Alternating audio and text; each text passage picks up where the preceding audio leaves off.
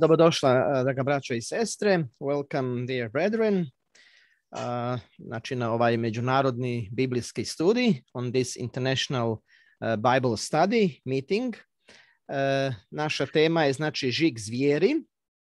Our topic is the mark of the beast. I mi ćemo započeti naš program sa himnom 76, sve Isusu ja predajem. We will start our program with the hymn 76, All to Jesus I surrender. I nakon toga će brat Duane Kramer imati uvodnu molitvu sa prijevodom, znači, na hrvatski. Brother Duane Kramer will have opening prayer with the translation. Hymn 76, this is Croatian hymn. No, Croatian, okay.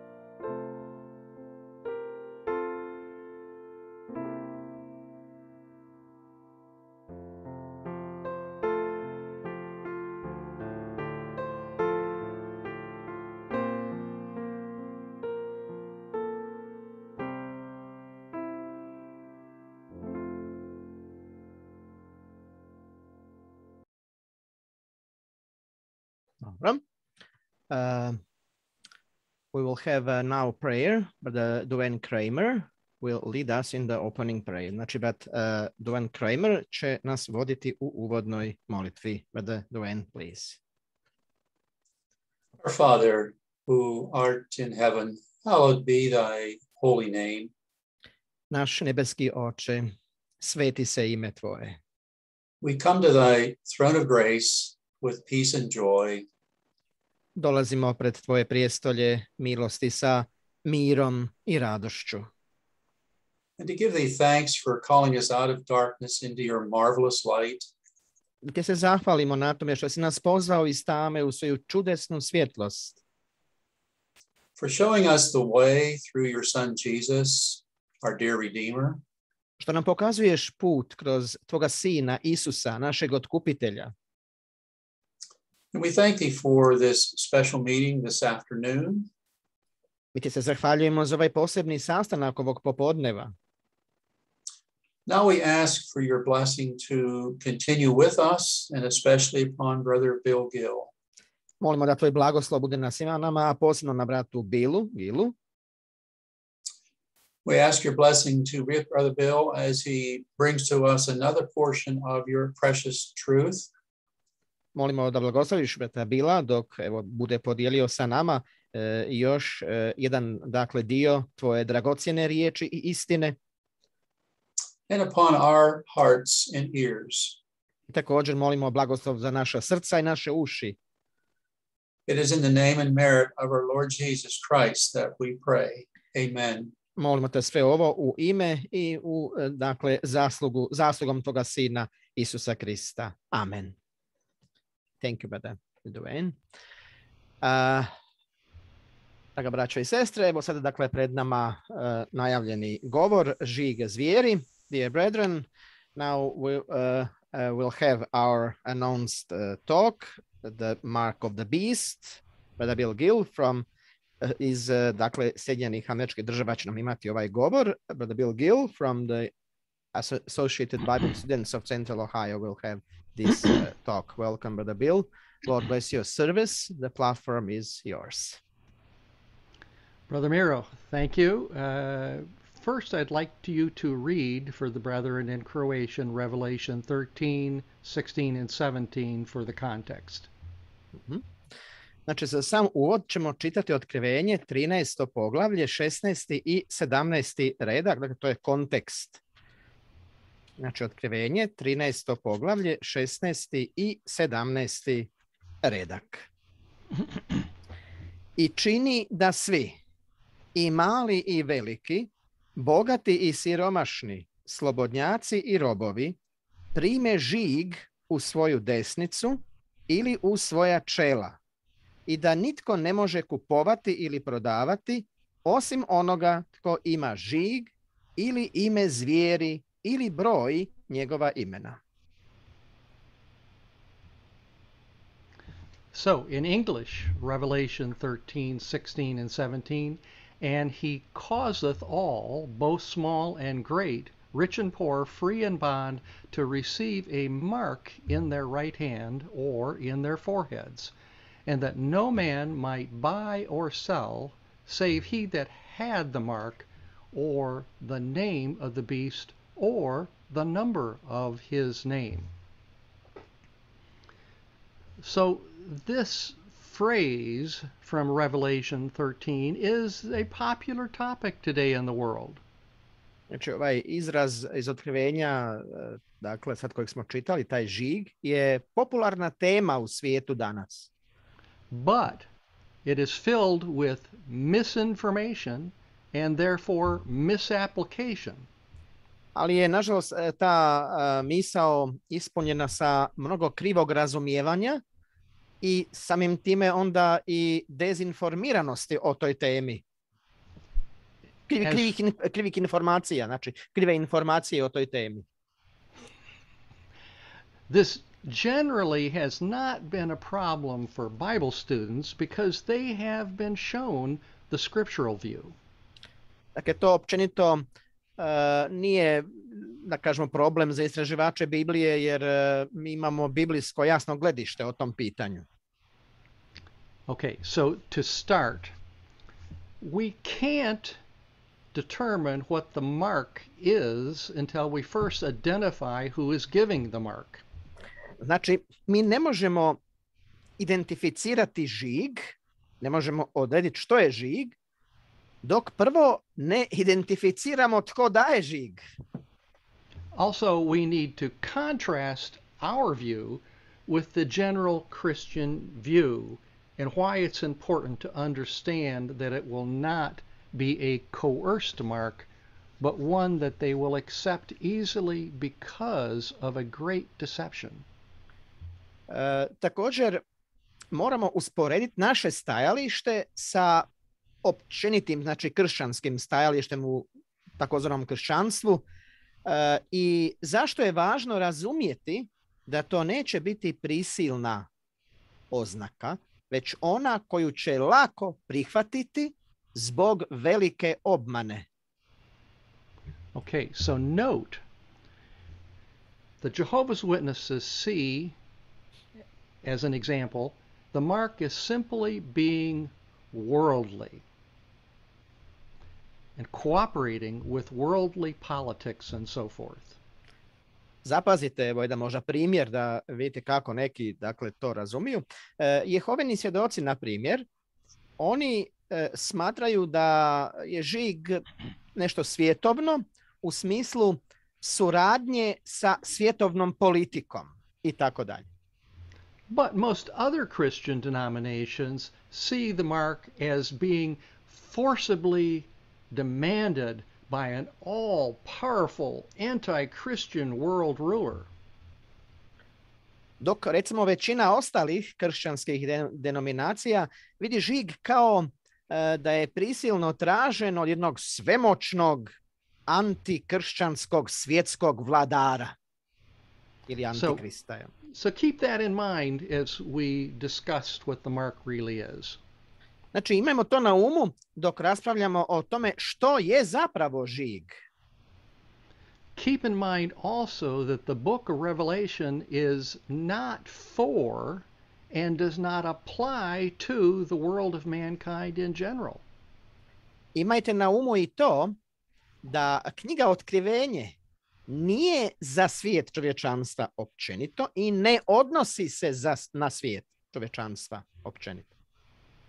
This book of Revelation is specifically for those who believe they are Christian. Dakle, ta knjiga Otkrivenje je posebno napisana za one koji vjeruju da su kršćani. We're now in the gospel age, and the gospel age we are now in is for really the judgment and worthiness, the judgment of the worthiness of the church. Znači, mi smo sada u evanđelskom dobu i to evanđelsko doba u kojem se mi znači, sada nalazimo, tokom njega se znači, odvija suđenje da se vidi znači, dostojnost crkve. Znači, crkva, njoj se samo sudi. And you might look at John chapter 12 along that line. Možete and also pogledati John 5. John 5 and John 12. Da, znači u Ivanu 12:48 i u Ivanu 5:29 nalazimo tekstove koji to podupiru.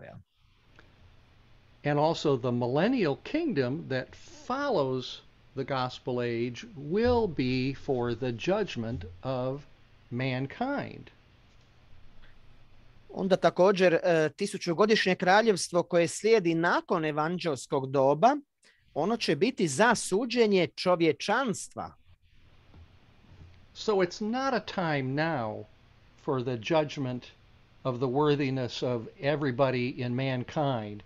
It's for the judgment of the worthiness of the church. Therefore, the mark of the beast really is a test to the Christian world.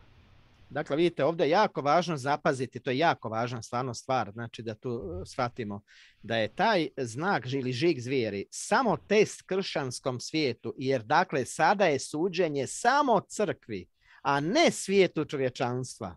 Znači, još jednom ponavljamo, ovaj žig zvijeri je znači test samo za kršćansku crkvu, kršćanski svijet. So now let's jump back in history to the reason for this revelation, to the time of the rise of the Holy Roman Empire. Evo, vratimo se sada malo u povijest, znači na razlog zašto je znači bilo dato to otkrivenje Božjem narodu. To je bilo vrijeme uspona Svetog Rimskog carstva. how could Christians have so quickly forgotten the warnings of the apostles to set themselves apart from the world? Kako su kršćani mogli tako brzo zaboraviti upozorenja apostola da se drže odvojeno od svijeta? And that's from James 4, verse 4. To čitamo u Jakovu 4:4.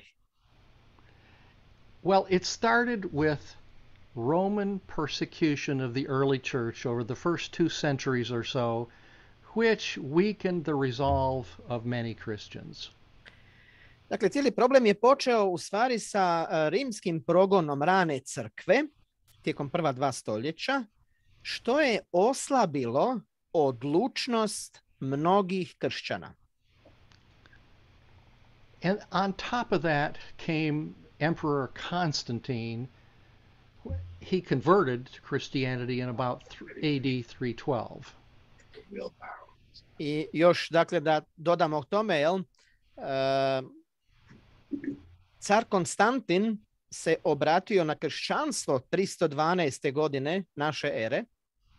That sounds good, but the problem is that he was ambitious, and he saw this as an opportunity to gain partnership with all of the kings. Dakle, to zvuči možda dobro što se on obratio na kršćanstvo, ali u stvari dogodila se jedna suprotna stvar. Dakle, kršćani su bili dovedeni u naklonost, a ambiciozni crkveni vođe su to vidjeli kao priliku da steknu partnerstvo sa svojim bivšim progoniteljima. These were his former persecutors, really, but he had a way of bringing in the princes, who were more what they were called than the kings, and encouraging them to have an alliance with him. Dakle, iako su bili prije, znači, neprijateljstvu, sada, dakle, se situacija obrnula, rekli smo, došli su u naklonosti, sad, dakle, sad da su se već bili umorili od tog progonstva, sad su vidjeli priliku, znači, da uđu u jedno partnerstvo, znači, zajedno, sa njim. Remember, I said he was ambitious. He was also clever. Sjetite se da smo rekli, on je bio ambiciozan, ali je bio i pametan. He courted this alliance. He wanted this alliance to keep the empire stable. Znači, on na neki način se udvarao njima, da bi napravili, dakle, taj savez radi stabilnosti carstva. But then, shortly afterwards, compelled adherence, strict adherence to the church directives. Ali ubrzo nakon toga stanovništvo carstva je bilo primorano na pridržavanje crkvenih direktiva. So, after only 3 centuries of waiting for the return of Christ and his promised kingdom, many church leaders were ready to accept this union of the church and state. Dakle, vidite, samo nakon 3 stoljeća čekanja na Kristov povratak i njegovo obećano kraljevstvo, mnogi crkveni vođe bili su spremni prihvatiti to jedinstvo crkve i države. He was able to convince the church leaders this is good for promoting Christianity, and to the state this is good for you to have a cooperative kingdom. Dakle, vjerskim vođama je rekao, ovo je, dakle, dobro, dakle, za vas, dakle, jer ćete sad imati, dakle, slobodu, dakle, a opet s druge strane političkim vođama ovo je opet dobro za vas, jer ćete imati nekoga ko će surađivati sa vama, i tako dalje. So thus began that improper marriage. It's a real marriage between the church and state, even though an earthly kingdom under man's control was not authorized by Scripture. I tako je započeo taj nepravilan brak, stvarno možemo reći brak između crkve i države, iako zemaljsko kraljevstvo pod čovjekovom kontrolom nije bilo odobreno Svetim pismom. So we see that by about AD 800, the church was fully incorporated with the Roman Empire. Tako da do godine 800. naše ere crkva je u potpunosti bila uklopljena u Rimsko carstvo. Jesus' message through John the Revelator in Revelation 2 called this a Babylonish mixture of harlotry and adultery. Isusova poruka kroz apostola Ivana u Otkrivenju, 2. poglavlje, nazvala je ovu babilonsku smjesu bludništvom i preljubom. It was called this because the pure church was originally betrothed to Christ, her heavenly bridegroom. And now this union of civil government and church began to reign as a queen without the bridegroom, without him. Nekoć čista crkva, zaručena za Krista, njegova nebeska zaručnica, počela je vladati kao kraljica bez njega. And they were setting up their own kingdom and unifying with the kingdoms of this world. Dakle, počela je uspostavljati vlastito kraljevstvo i ujedinjavati se sa kraljevstvima ovoga svijeta. So we see in James 1:27, she did not keep herself unspotted from the world. Vidimo iz Jakova 1:27, znači nije se držala neokaljanom od svijeta. The church leaders in the early church should have known, they were forewarned of this. They should have known this. Da, vođe rane crkve su trebale znati što se događa, jer bili su upozoreni na to. Remember in 2 Thessalonians, in chapter 2, it predicted this. Sjetite se, na primjer, u 2. Solunjanima, 2. poglavlje, to je bilo prorečeno. It said, let no man deceive you by any means, for that day, the day of Christ's return, shall not come except there come a falling away first, and that man of sin be revealed, the son of perdition. I upravo u 3. retku, tamo znači u 2. Solunjanima 2:3 kaže, neka vas niko ne zavede ni na koji način, jer taj dan, dakle dan Kristovog povratka, neće doći ako najprije ne dođe otpadanje i otkrije se čovjek grijeha, sin propasti. Man of sin. It's a confusing term to many. Čovjek grijeha, to je za mnoge zbunjujući izraz. And it's like many terms that we're learning about, terms like beast, horns, and so forth. To je isto tako kao i sa mnogim drugim pojmovima o kojima ćemo učiti, recimo kao što su zvijeri, rogovi i tako dalje. And so when we're reading Revelation, it's really necessary to understand it's in a picture language, a symbolic language. Stoga je potrebno razumjeti da je otkrivenje kao i veliki dio Biblije na slikovnom jeziku i znakovnom jeziku, simboličnom jeziku. So when the Bible speaks of something like wheat or pearl of great price or dragnet, and I'm quoting from Matthew 13, we know these represent something else, not literal wheat. Tako recimo, kada Biblija govori o pšenici ili biseru velike cijene ili mreži, to su sve inače pojmovi iz Mateja 13. poglavlje, znamo da oni predstavljaju nešto drugo, a ne doslovnu pšenicu i tako dalje. The book of Revelation is specifically designed as a book with what we would call sign language. Dakle, knjiga Otkrivenje je posebno osmišljena da bude knjiga sa znakovnim jezikom. the revelation of Jesus Christ in Revelation 1, chapter 1, verse 1,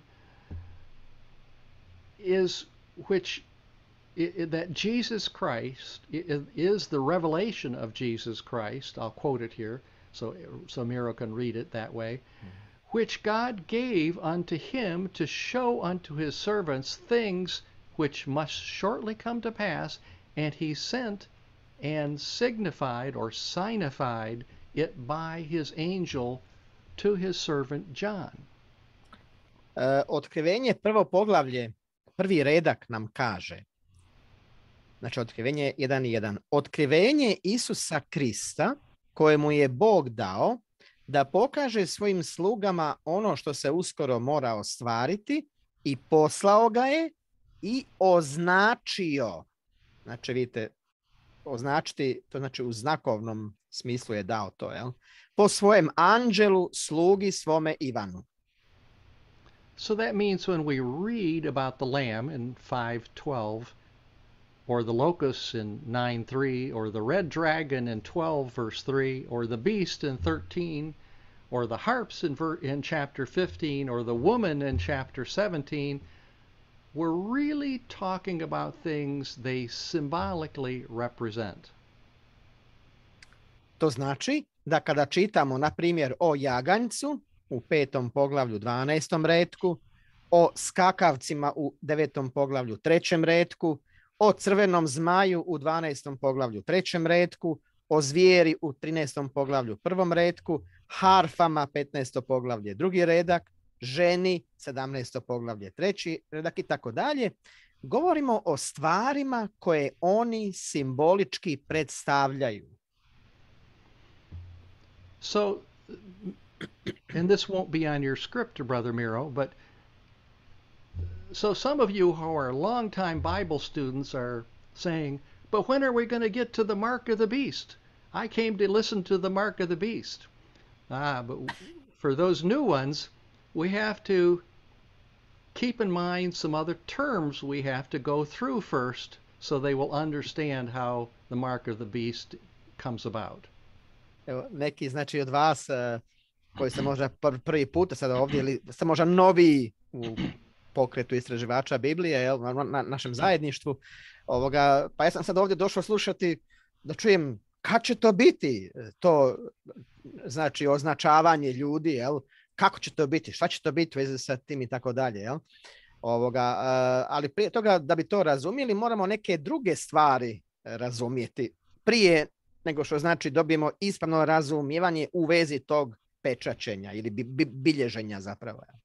Okay, and so one of those terms is that we see is the word antichrist. Onda jedan od tih izraza koje moramo znači razumjeti je ili pojmova antikrist.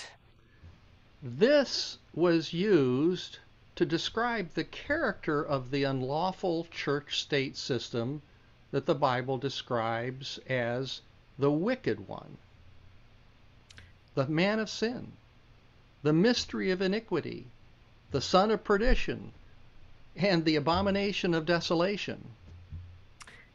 To je inače izraz koji se koristi za opisivanje karaktera nezakonitog crkveno-državnog sistema koji Biblija opisuje kao zlog, čovjeka grijeha, tajna bezakonja, sin propasti i grozota pustoši.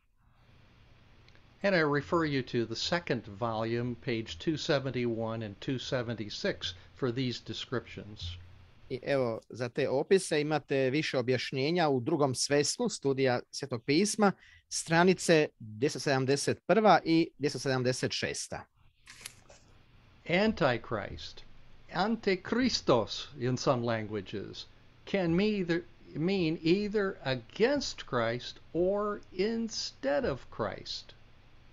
Dakle, antikristos na nekim jezicima, jel? Ili antikrist na našem jeziku može značiti ili protiv Krista ili umjesto Krista. So combining the two ideas equals the one who assumes the appearance of Christ but actually is an obstacle to the proper Christian mission. Kombiniranjem te dvije definicije jednako je onome za što se pretpostavlja da je Kristovo pojavljivanje, ali je zapravo prepreka pravom kršćanskom poslanju. So effectively an opposer. Dakle, zaista učinkovito i suprotstavljački, možemo reći. But as we said earlier, the organized Roman Catholic Church felt that they rightfully could start the kingdom of God on earth by joining with the kings and setting up its own kingdom. And they even convinced the common people that this was their role.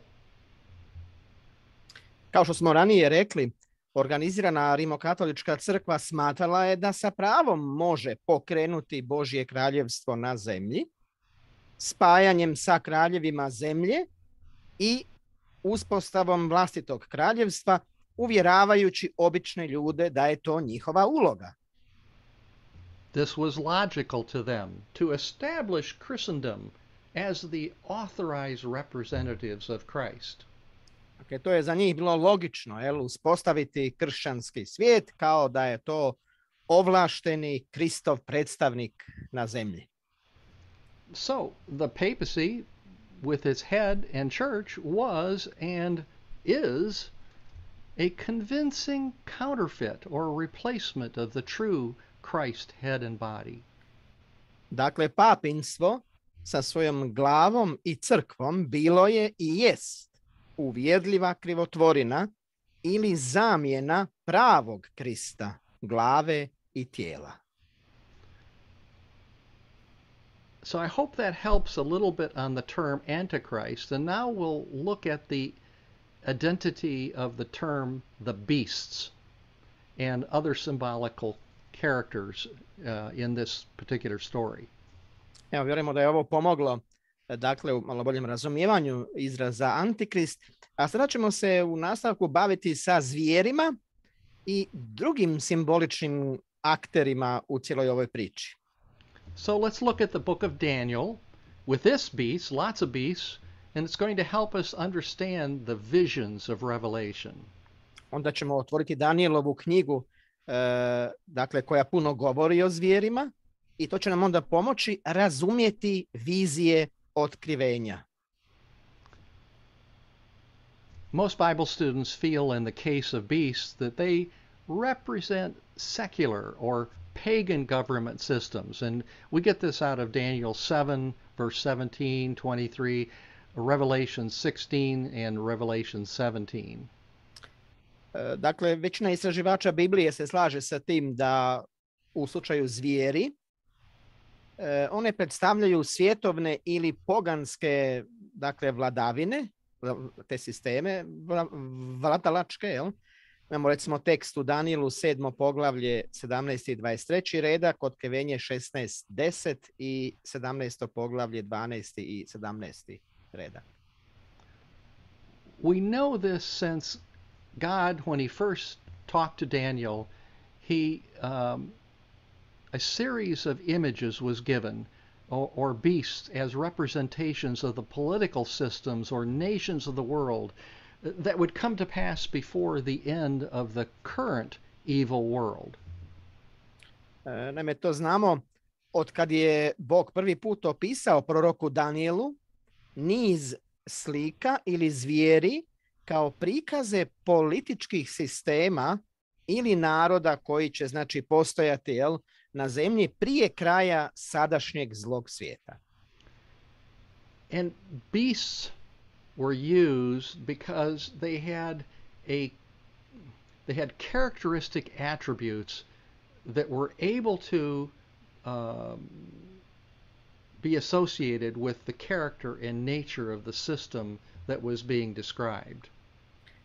Dakle, zvijeri su korištene jer su imale karakteristične osobine koje smo u stanju povezati sa karakterom i prirodom opisanog sistema. In Daniel chapter 7, 4 different beasts are described as coming out of the great sea. U Danielu 7. poglavlje imamo opis 4 različite zvijeri koje su opisane kako izlaze iz velikog mora. And then later on in this chapter, the fourth beast seems to come to be the fourth kingdom. Kasnije u poglavlju čini se da je 4. zvijer u stvari 4. kraljevstvo. And so we see the governments of earth have been pretty consistently beastly to the people through the centuries of man's history. I tako smo vidjeli, zemaljske vladavine su prilično bile zvjerske prema ljudima kroz stoljeća ljudske povijesti. Then we see a little horn speaking great things. He pops out of this fourth beast. Onda vidimo jedan mali rog koji govori velike stvari. On iskače iz ove 4. zvijeri prema 8. retku. And it's said in verse 8 there that he's to wear out the saints of the Most High in verse 25 for a period of time. I onda u 25. retku isto piše da će on zatirati dakle svete tijekom 3,5 vremena, svece svevišnjega, da će zatirati 3,5 vremena. Određeno vrijeme znači. We can calculate this, and it's not really necessary for our topic today, but 360 days in a year time, and then times 360 times 2 equals 720, and then dividing of time, dividing it by 2, the 360 is 180, and using days representing years, we can come out with this idea of the 1260. So we see out of this fourth universal empire, which is Rome, would emerge papal Rome, which persecuted the saints for a total of that 1260 years from about 539 AD when the papacy was set up in power.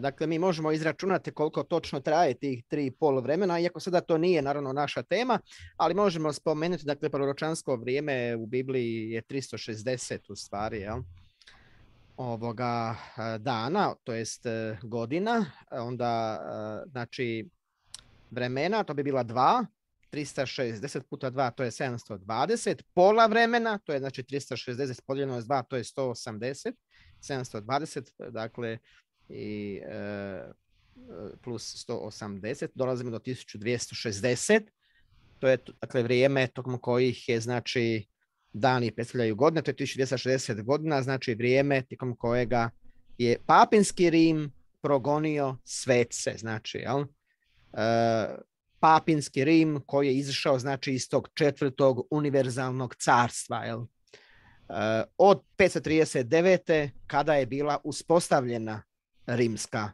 papinska vlast u stvari. Somehow, I think you said a lot more than I did. In some respects, papacy was a new government, or characterized as this beast, distinct from the old Roman Empire, the dragon, we will also call it from Revelation 12. And in other respects, it was a horn or power among others out of that same empire. I'll let you go with that so far. Da, znači u nekim pogledima možemo reći da je papinstvo bila zvijer, jedan novi, to sveto rimsko carstvo, taj savez koji će biti sklopljen sa državom, sveto rimsko carstvo je kao jedan novi oblik vladavine, jedna nova kao zvijer, ali opet u nekim drugim pogledima je opisana kao taj rog koji je znači izišao iz rimskog carstva, kako je opisano u Danielu 7.8, znači ovoga kao jedna opet sila, ovoga koja je proizišla kao rog, iz rimskog carstva. In the second volume, page 305, you can see that the term beast represents government. The 10-horned beast represents papal government. And this is derived because historically we can see that for a time they ruled over multiple nations, let's say 10 nations of Europe. Znači, zvijer, tako je opisana u otkrivenju, zvijer sa 10 rogova, znači govorimo o 13. poglavlju otkrivenja, znači izraz predstavlja vladavinu, zvijer sa 10 rogova predstavlja papinsku vladavinu, koja je neko vrijeme vladala nad više naroda Europe. Ti rogovi su zapravo ta stara Europa, sile znači koje su podržavale papinstvo. Okay, so be sure to note that this is an unlawful and evil system, and surely behind this religious government is the invisible spiritual power of Satan. Dakle, svakako imamo na umu da je to nezakoniti i zao sistem i zasigurno iz ove vjerske vlasti stoji nevidljiva duhovna moć Sotone. I say this because as this system had great power in the Dark Ages, Brother Russell's always felt that it will have a resurgence of power by uniting with the Protestant denominations, the image in Revelation chapter 13 and 15 through 17, for a short time, forcing everyone to adhere to its dictates. Budući da je ovaj sistem imao doista veliku moć u mračnom srednjem vijeku, brat Russell je uvijek razmišljao o tome da će, dakle, taj sistem ponovno imati svoje oživljavanje, znači će njegova moć biti oživljena ujedinjavanjem sa protestantskim denominacijama koje su predočene sa likom zvijeri u otkrivenju 13. poglavlje 15. do 17. redak na jedno kratko vrijeme, prisiljavajući sve da se pridržavaju diktata. So remember when we read Revelation 13, let me go back to it real quick. It said that I'm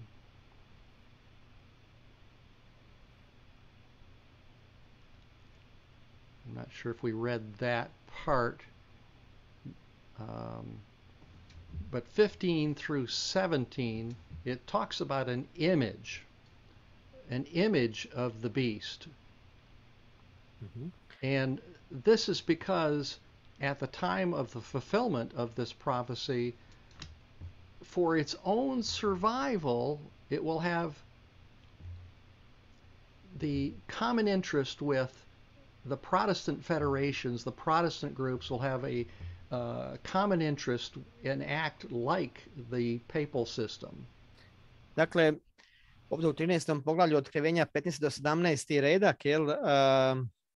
oni se, znači, na neki način imaju zajedničke interese, znate, znači i protestantske denominacije, pa se zato ujedinjavaju sa katoličkom, odnosno sa papinstvom, dakle, da bi se održali, da bi opstali zapravo zbog situacije koja će biti taka kakva će biti, isto, dakle, zbog tih zajedničkih interesa oni se, znači, ujedinjavaju, i onda postaju taj protestantski sistem postaje kao papinstvo, nalik papinstvu. U tom smislu je to lik zvijeri ili slika zvijeri. Jumping a little forward to Revelation 17, we need to take note that there is a description of a woman who is a harlot who rides a scarlet beast. That's in the first up to verse 9 of chapter 17. Evo, isto zapazite da kasnije u otkrivenju 17 postoji opis žene koja je bludnica, koja jaše na grimiznoj zvijeri. To vam piše, znači, otkrivenje u prvih 9 redaka otkrivenja 17. poglavlje.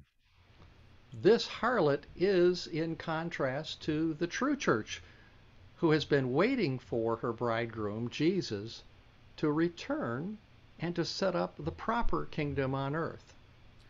Ova bludnica je u suprotnosti sa pravom crkvom koja je čekala da se njezin zaručnik Isus vrati kako bi uspostavio kraljevstvo na zemlji. And as we said before, the false church did not wait to set up a kingdom, but married the kings of the earth and forced the people to accept Christianity. To smo već bili spomenuli, lažna crkva nije čekala da uspostavi kraljevstvo Kriste, već se udala, da kažemo tako simbolično, za kraljeve zemlje i prisilila ljude da prihvate kršćanstvo. Now, telling you a little bit of the end of what's going to happen in Revelation 17, verse 16, we can see that fortunately this system will not last forever because the false church will be destroyed from within by her own people who supported her once and when they find out that they were really deceived. No, mi možemo već unaprijed znači reći koja će biti njena sudbina, to je otkriveno u otkrivenju 17:16. Dakle, taj sistem neće trajati vječno, jer će lažnu crkvu iznutra uništiti ljudi koji su je podržavali kada saznaju da su prevareni. Okay, so going to do a quick review here in Revelation 13, just so we understand the players. Verse 7 was to 10 is about the Roman church, the horns. Verse 11 is about another beast, the Anglican church of England and Ireland. Verse 14 and 15, the image gains authority, and that's with Protestantism. And verse 16, now we start to talk about the mark. Evo, možda sad napravimo jedan pregled aktera u ovoj priči.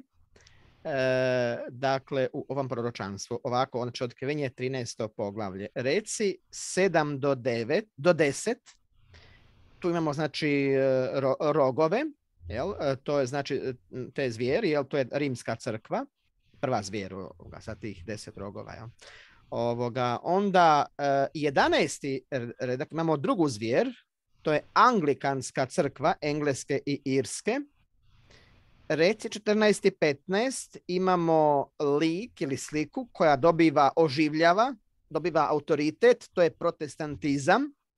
I onda u 16. retku se spominje žig. I sad ćemo se u nastavku baviti više sa žigom. As Bible students, these are interpretations. It's not in your script. Da. Znači, kada je riječ o nama kao istraživačima Biblije, ova tumačenja.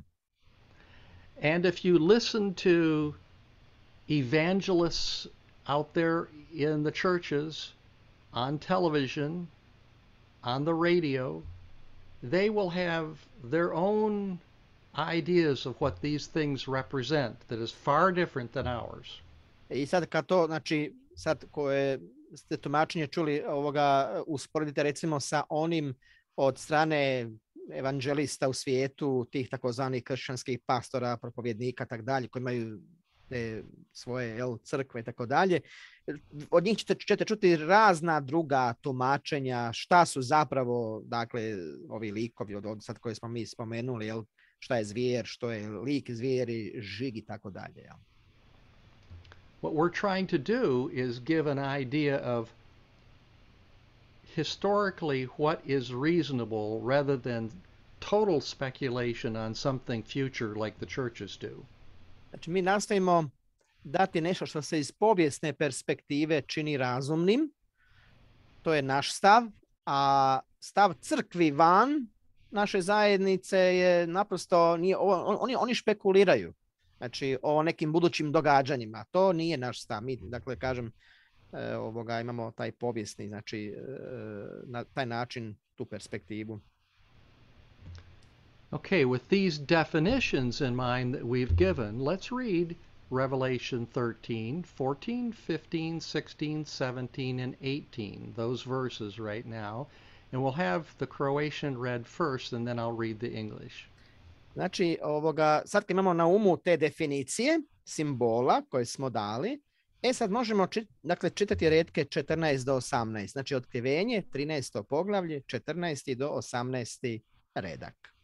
I kaže ovako, i zavodi one koji žive na zemlji čudesima koja mu je dano činiti u nazočnosti zvijeri, govoreći onima koji žive na zemlji, neka načine sliku zvijeri, onoga koji imaše ranu od mača i preživje, i imaše vlast udahnuti život slici zvijeri, da progovori slika zvijeri i da učini da se poubija sve one koji se neće klanjati slici zvijeri. I čini da svi, i mali i veliki, bogati i siromašni, slobodnjaci i robovi, prime žig u svoju desnicu ili u svoja čela. I da nitko ne može kupovati ili prodavati osim onoga tko ima žig ili ime zvijeri ili broj njegova imena. Ovdje je mudrost. Onaj tko ima razuma, neka proračunava broj zvijeri, jer je to broj jednoga čovjeka, a njegov je broj 666. Okay, starting in verse 14 of chapter 13. And deceiveth them that dwell on the earth by the means of those miracles which he had power to do in the sight of the beast, saying to them they dwell on the earth, that they should make an image to the beast which had the wound by a sword and did live. And he had power to give life unto the image of the beast, that the image of the beast should both speak and cause that as many would not worship the image of the beast should be killed. And he causeth all, both small and great, rich and poor, free and bond, to receive a mark in their right hand and on their foreheads, and that no man might buy or sell, save he that had the mark, or the name of the beast, or the number of his name. Here is wisdom. Let him that hath understanding count the number of the beast, for it is the number of man, and his number is 666. So we see in John's day, the mark, using just that term, mark, was something that was commonly given to slaves. It was a brand on the forehead, and it was to be seen by all. Znači, u Ivanovo vrijeme žig je bio uobičajen na robovima i bio je robna marka na čelu da je svi vide. But unlike that brand to the slaves of the Romans, this mark that we're talking about will not be a coerced mark. It will not be one that is demanded. It will be one that they will accept easily because of being deceived.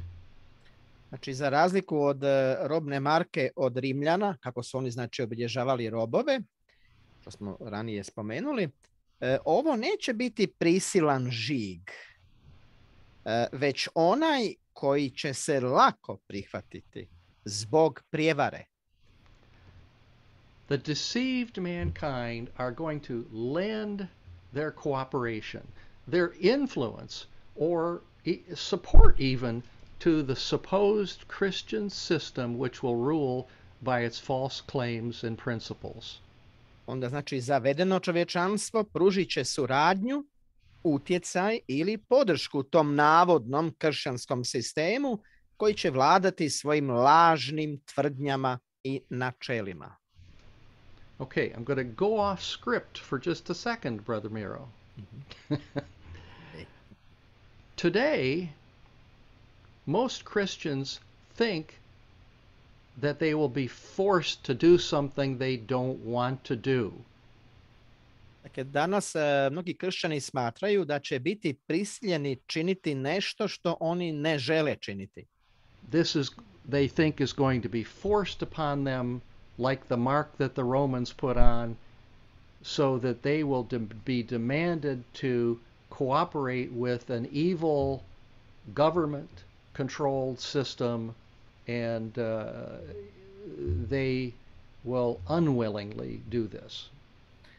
Znači, smatraju znači da će biti prisiljeni, uvjetovani u stvari, dakle da surađuju sa tim zlim sistemom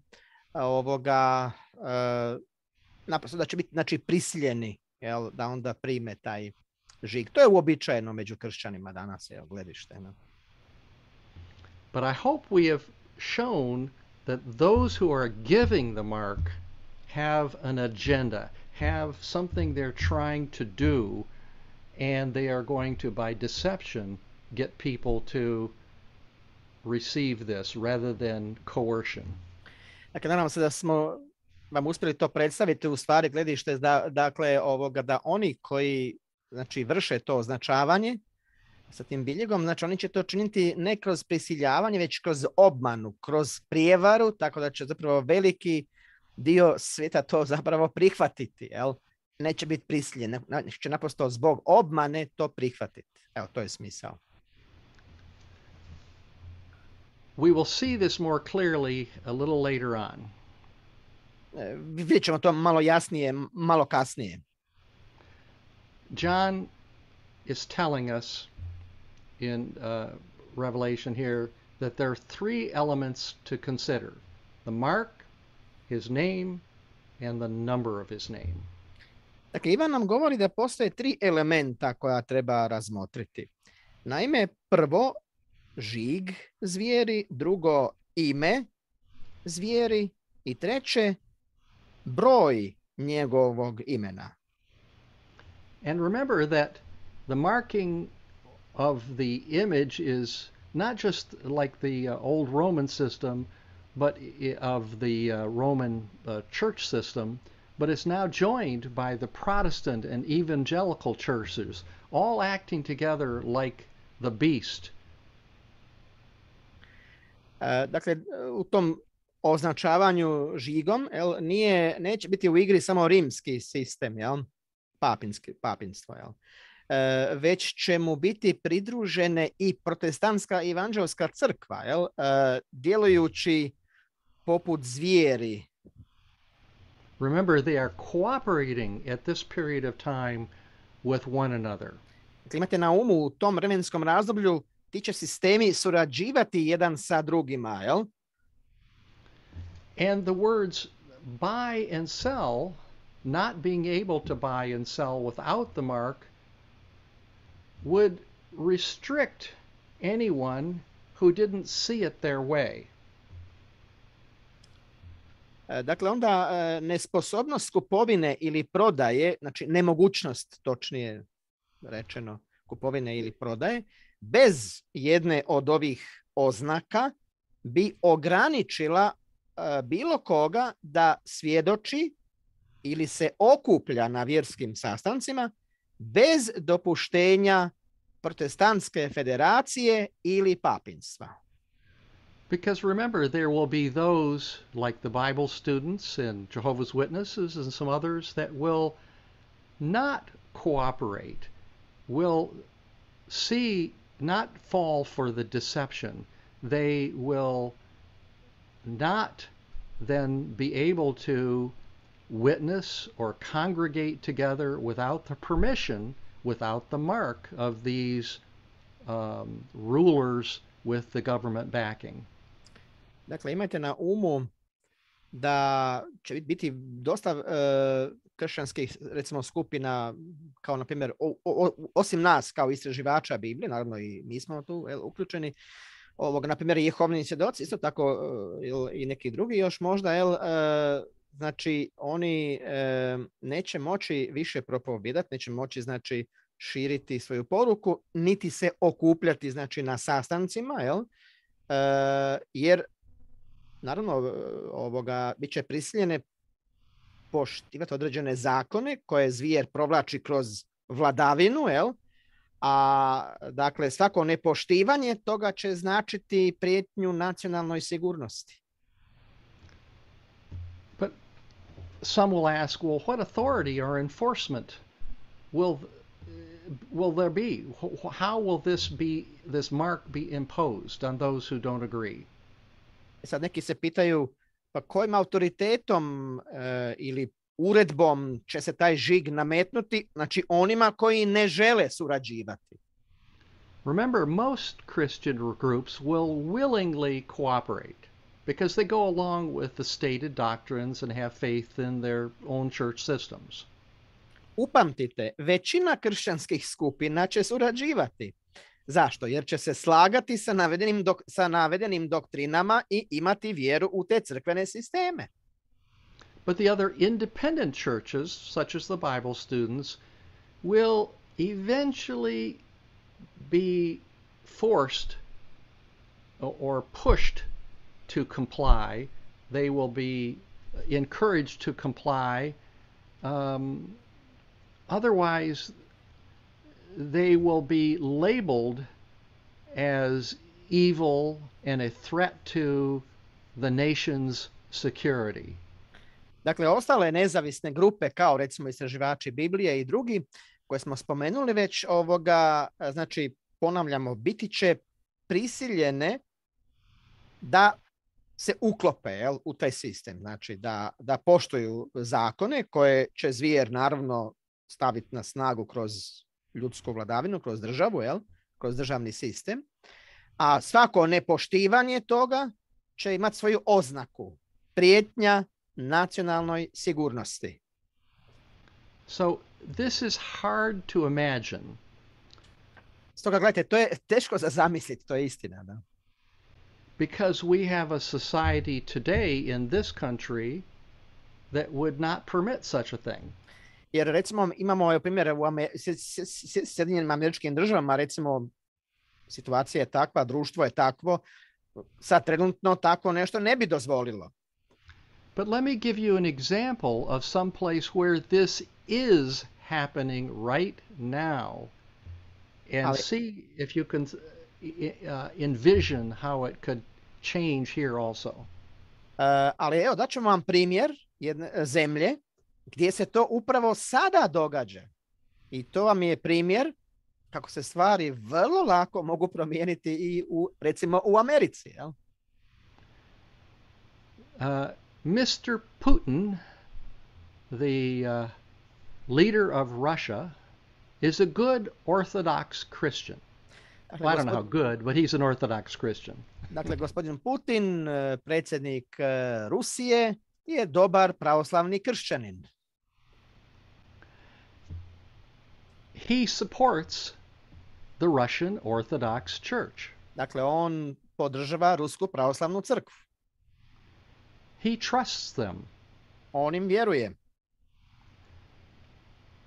And because he loves and trusts them, that's his church, he has devised a way to block all other churches. I zbog toga je našao načina da blokira sve druge crkve u zemlji. The only authorized church to be able to get new converts, to witness, to encourage new members is the Russian Orthodox Church. All other churches are banned from doing this.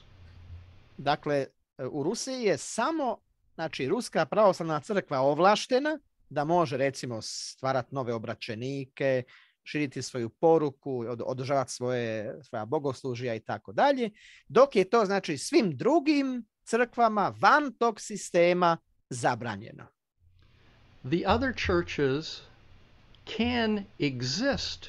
They can have a church building, they can have their own congregations there in Russia, but they cannot go out and buy or sell. They cannot go out to the streets and try to hand out materials or to get new people. Even on the internet, they are prohibited. If they do, they go to jail or have very large financial fines.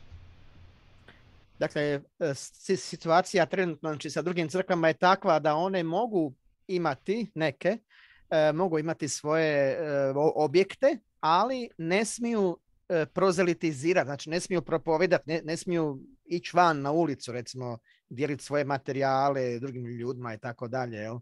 To je znači striktno zabranjeno. Jel?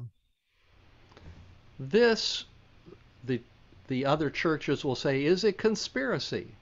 Yes, it is. To je zavjera, rekli bi druge vjerske grupe. I stvarno jeste. How is Putin able to, and the Russian government able to impose this? Kako je Putin i ruska vlada, kako su oni bili u stanju to staviti na snagu? The answer to this will give us insight in how it can happen here. Odgovor na to će nam dati uvid u to kako se ista stvar može desiti bilo gdje drugdje, i u Americi ili bilo gdje drugdje. The word is something that the Catholic Church has used for centuries, and it's called fear. A riječ je koju katolička crkva koristila stoljećima, strah. Fear is a great motivator. Znači, strah je veliki motivator.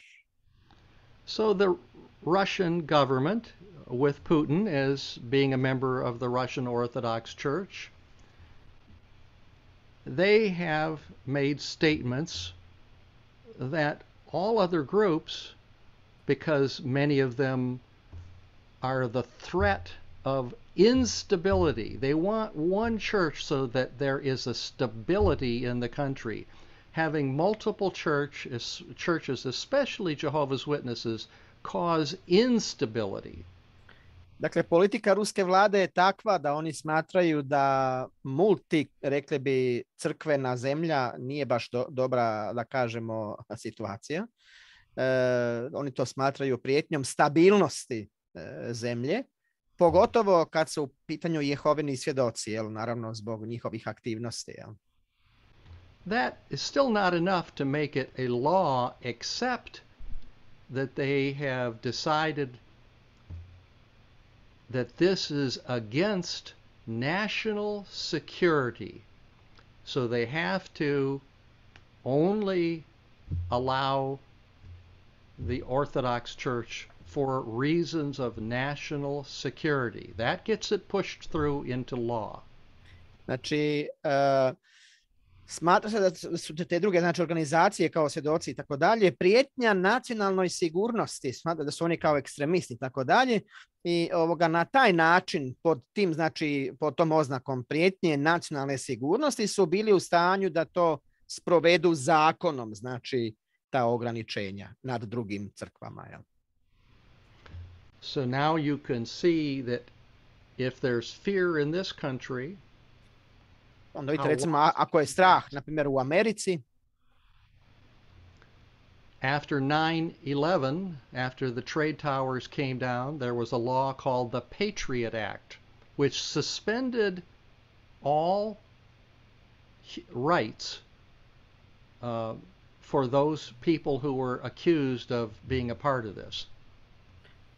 Recimo, u Americi nakon pada blizanaca ili 11. rujna, nakon toga je izišao zakon, znači vlada je donijela taj zakon, nešto vezano za patriotski čin, tako u tom nekom smislu, gdje znači dakle sve skupine, grupacije koje su imale veze sa onima koji su prouzročili dakle taj napad, su znači bile ograničene, jel? Jer su bile smatrane prijetnjom državnoj sigurnosti.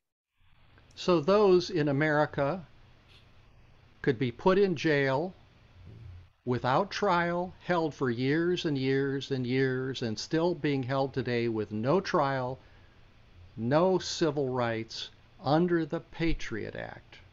Dakle, pod tim zakonom, znači patriotski čin, jel, mnogi od tih, recimo, koji su u bilo kojem smislu bili osumnjičeni, su bez suđenja bili, znači, interesantno, bez suđenja, zatvoreni i držani u zatvoru, i danas su, znači, se drže u zatvoru. Jel? A to vam je, znači, takav zakon da nema, znači, ni suđenja, ni ničega, znači, naprosto vas, čim ste sumnjivi, automatski, znači, idete u zatvor bez suđenja i ostaješ tamo do dana današnjeg. Jel? Evo, tako to funkcionira tamo.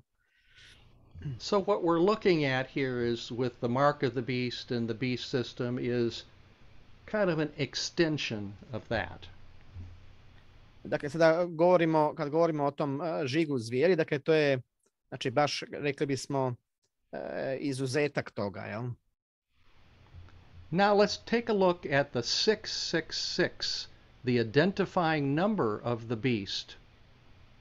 Sad pogledamo na taj broj 666, identifikacijski broj zvijeri, jel? It says there that for it is the number of a man. Ovdje kaže da je to broj čovjeka. The number 7 is usually used as completeness or perfection. Broj 7 je najčešće korišteni broj u Bibliji, jel?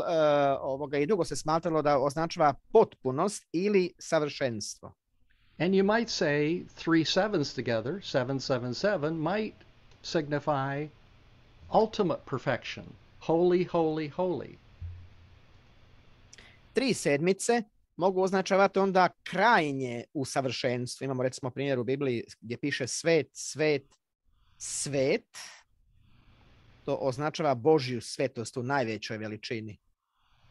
But 6, on the other hand, is symbolic of human imperfection.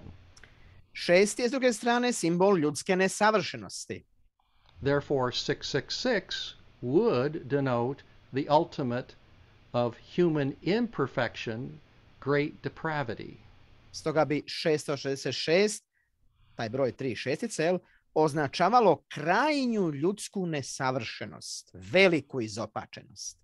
So just as the little horn had eyes of a man, Antichrist is the creation of imperfect man's wisdom.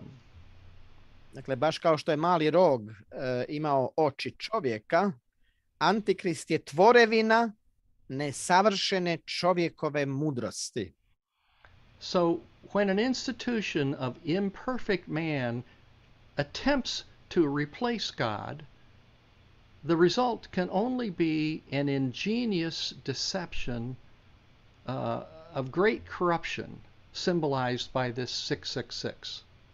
Stoga, kada institucija nesavršenog čovjeka pokuša zamijeniti Boga, rezultat može biti samo genijalna prijevara najveće pokvarenosti, koju simbolizira 666. And unlike internet conspiracy theories that state that this number is going to be displayed 666 across your forehead, we would suggest that that's not going to happen. Znači, taj broj 666 se neće istaknuti na ljudima poput bar koda na čelu, recimo, svih, jel? And it's not going to be on identification cards that you have to carry. I neće biti niti na ovim osobnim iskaznicama koje svi moramo nositi, jel? So we're suggesting that the real number of the Antichrist will only be discerned by what is said there in the verses, wisdom from the scriptures. Dakle, mi se onda sugeriramo da pravi broj Antikrista će se raspoznati samo po mudrosti iz Svetog pisma. Jer ovdje piše, kaže, ovdje je mudrost. Znači, potrebna je mudrost Svetog pisma da se to razumije. Remember it said that he that hath understanding count the number. If it's just literally 666, you don't have to have much understanding to count that. But the real number is being counted by understanding. Točno, ovdje piše, ako bi to bio stvarno broj, dakle, da se to vidi, da svi to vide, 666 na čelu, jel? Kako to inače prikazuju isto nekim tim filmovima i tak dalje. A ovdje kaže, onaj tko ima razuma ili razumijevanja neka proračunava. Znači, potrebno imati razumijevanje da bi se taj broj razumjelo, jel? A to onda ne bi bilo ako bi on bio vidljiv svima, jel? And then in Revelation 20, verse 4, remember it says, and I saw thrones, and they that sat upon them, and judgment was given unto them, and I saw the souls of them that were beheaded for the witness of Jesus and for the word of God, and which had not worshipped the beast, neither his image, neither has received the mark on their foreheads, for in their hands, and they lived and reigned with Christ 1,000 years. So this depicts the church that saw the deception here.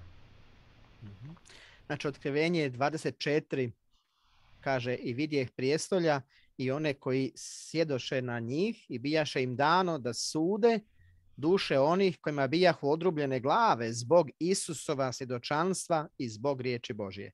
I one koji se ne pokloniše zvijeri ni njegovoj slici i ne primiše njegov žig u svoja čela ili u svoje ruke, oni oživješe i kraljevaše s Kristom 1000 godina. Dakle, ovdje se vidite opisuje crkva koja vidi tu prijevaru, jel? Let me read something out of the 4th volume forward, where the pastor kind of sums up his idea of what he thought was really going to happen. He says, the scriptures indicate that the Church of England will become intimate with the Evangelical Alliance and will give it apostolic authority to preach. Because of this union, the Alliance will be able to say, we have apostolic authority to preach. Let no one speak unless he has our sanction. No one will be allowed to buy or sell spiritual things in the spiritual marketplace unless he had either the mark of the beast or the mark of the image. The scriptures indicate that the image of the beast is to get so great power that it will do the same thing that the Roman Catholic Church did in the past, and that the two systems, Catholic and Protestant, will rule the civilized world with a high hand through the civil power, the dragon. Do you want to repeat that or not? Is that too long? Okay, but which is that? That's under concluding thoughts. It says volume 4, 4th volume forward in your notes. Okay, it's a forward from 1916 or 12? I'm not really sure. I would assume it's 16, but I'm not sure. 16, okay, just a minute. I am. But you 16. have it in my notes there? Yeah, just a minute. Let me see. I have that, but I can see the. It says concluding notes. Concluding notes. Yeah, see that.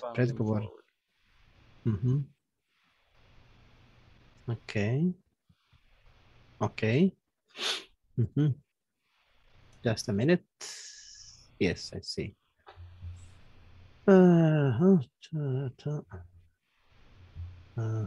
Or the scriptures indicate that Church of England will become intimate. We see here in the it's from 1916. Okay.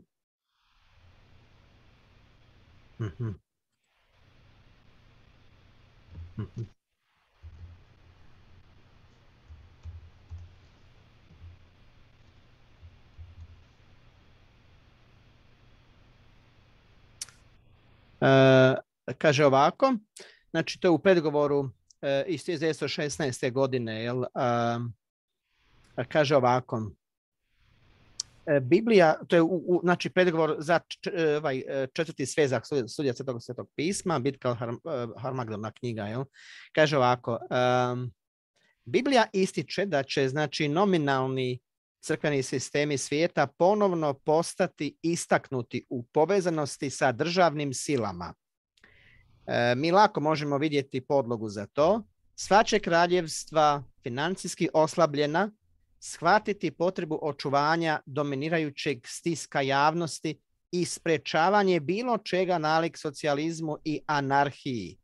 Oni će se prirodno okrenuti ka vjerskim institucijama koje se zovu crkvama da ih podrže, da zaprijete ljudima sa budućim mukama, jel, ili kaznama i da općenito pomognu sačuvati brod države od brodoloma. Jel? Znači, crkve će također biti spremne i radosne za takvu priliku. Okay.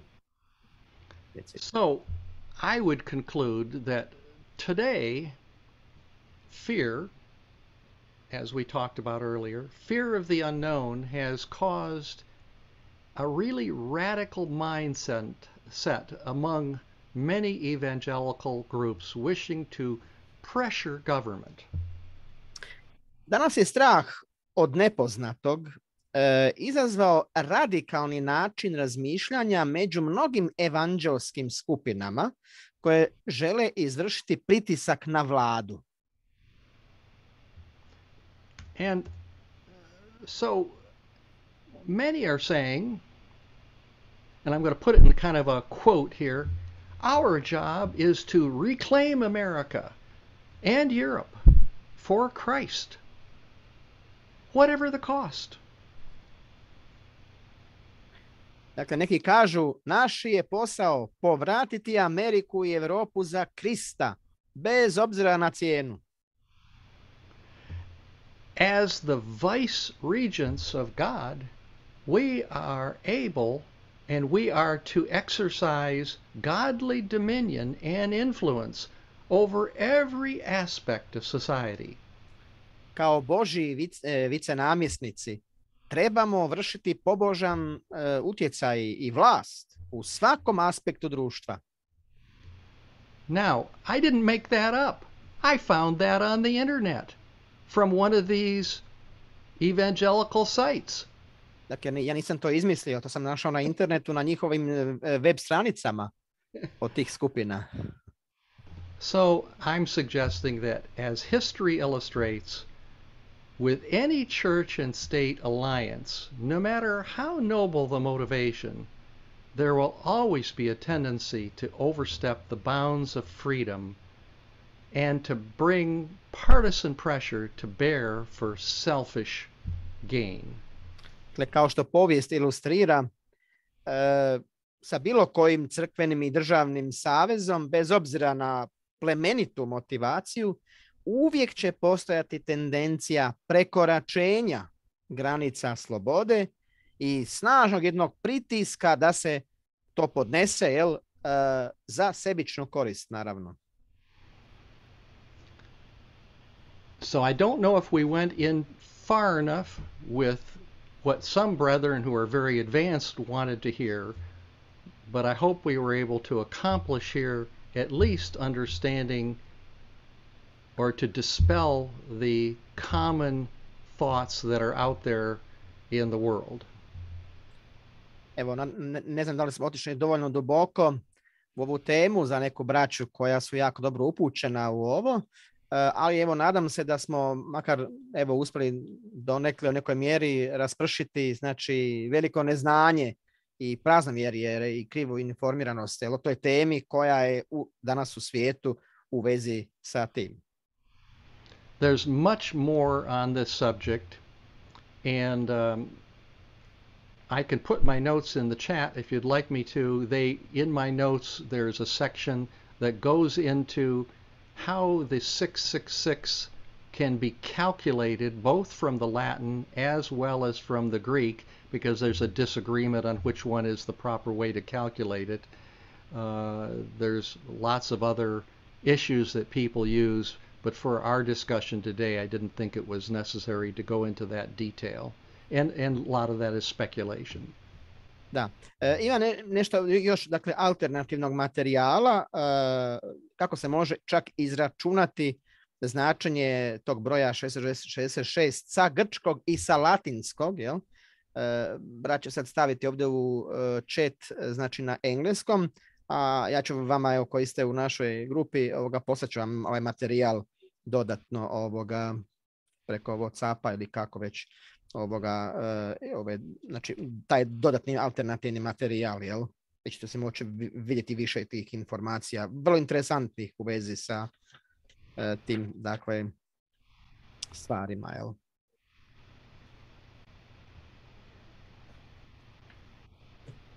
I don't think I can put it into the chat without being a co-host. Okay. Oh, I will. Okay. Mm-hmm. Okay. Now you are co-host. Now you can make. Now you can. Okay. Cool.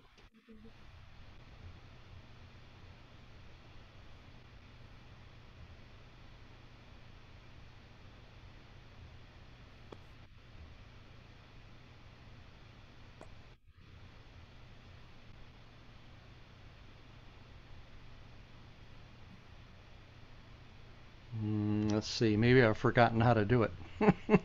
Uh-huh. Let's see. How do I do that?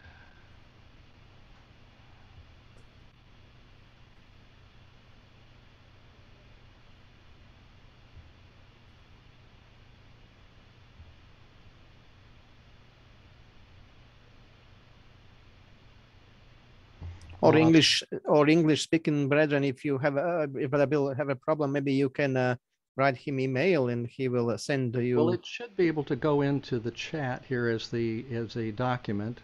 Mm-hmm. I'm Try. not getting permission to do it yet.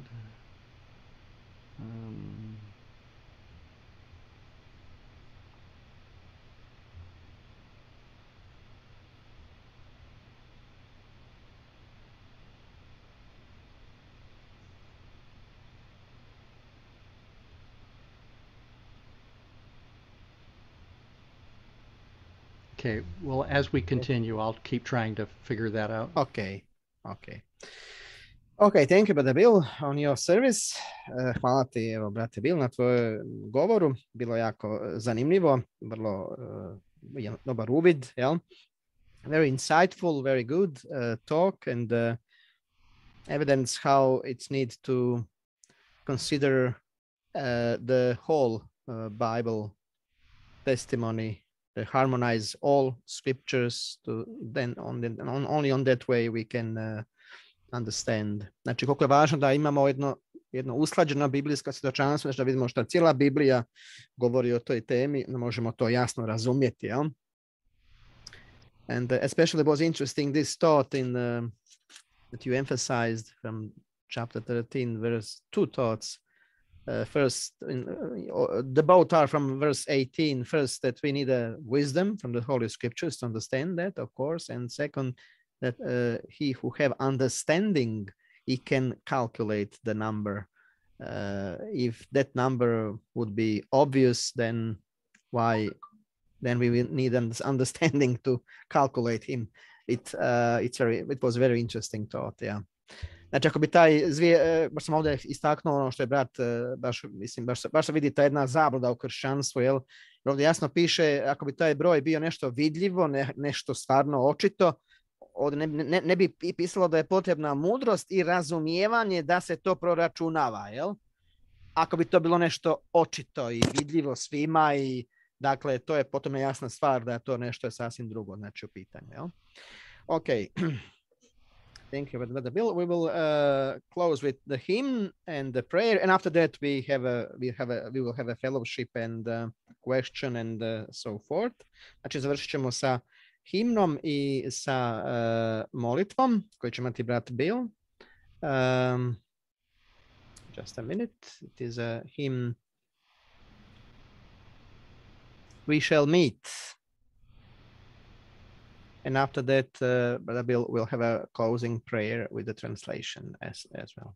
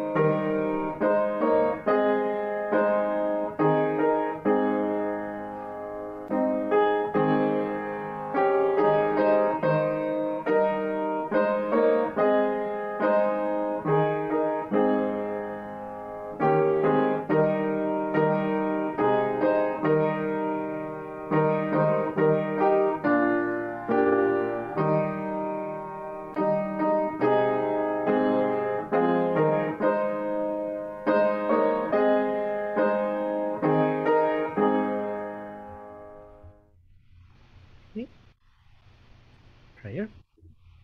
Our Heavenly Father, we do give thanks, praying your blessing on all that has been said and done, and ask your overruling for anything done amiss.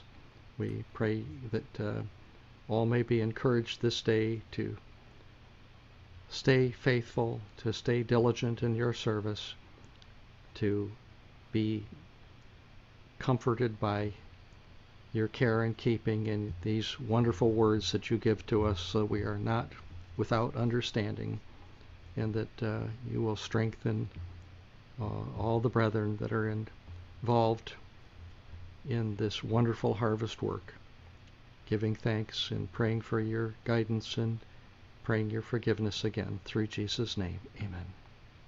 And